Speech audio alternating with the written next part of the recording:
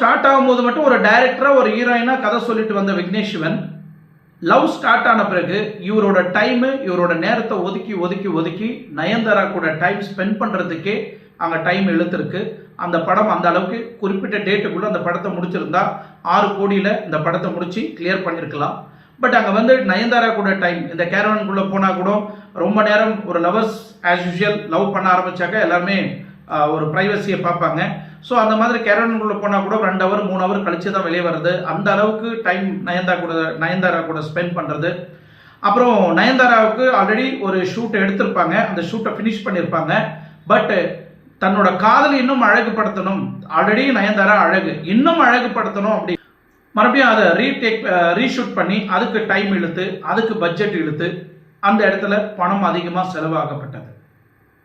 அதுக்கப்புறம் இப்போ நயன்தாராவோட wedding video